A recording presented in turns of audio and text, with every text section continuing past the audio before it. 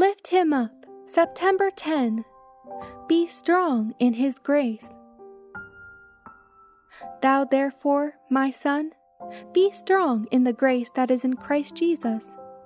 And the things that thou hast heard of me among many witnesses, the same commit thou to faithful men, who shall be able to teach others also. The lessons contained in the words of Paul to Timothy are of the greatest importance to us today. He charges him to be strong. In his own wisdom? No, but in the grace that is in Christ Jesus.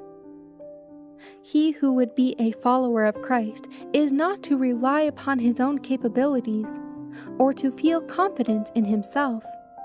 Neither is to be dwarfed in his religious efforts, to shun responsibilities, and remain inefficient in the cause of God. He is to draw strength from a sure and safe source, that never fails those who would have divine power. The exhortation to us is, be strong in the grace that is in Christ Jesus. If the Christian feels his weakness, his inability, by putting his trust in God, he will find the grace of Christ sufficient for every emergency. The soldier of Christ must meet many forms of temptation, and resist and overcome them. The fiercer the conflict, the greater the supply of grace to meet the need of the soul, and the very nature of the grace received will enlarge the capacity of the servant of Christ to know God, and Jesus Christ whom he hath sent. The soul of the believer will go out in intense longing to know and understand more of the truth and righteousness of Christ.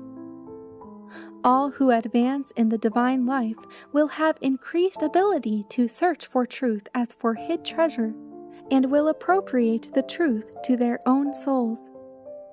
The true Christian will understand what it means to pass through severe conflicts and trying experiences, but he will steadily increase in the grace of Christ to meet successfully the enemy of his soul, who works through human agency to cause the ruin of the servants of Christ. By passing through severe ordeals of trial, the follower of Christ will better understand the ways of God and the plan of redemption, and will not be ignorant of the devices of the enemy. The darkness will press upon his soul at times, but the true light will shine. The bright beams of the Sun of Righteousness will dispel the gloom. And although Satan seeks in every way to discourage him by presenting obstacles before him, through the grace of Christ he will be enabled to be a faithful witness of the things which he has heard from the inspired messenger of God.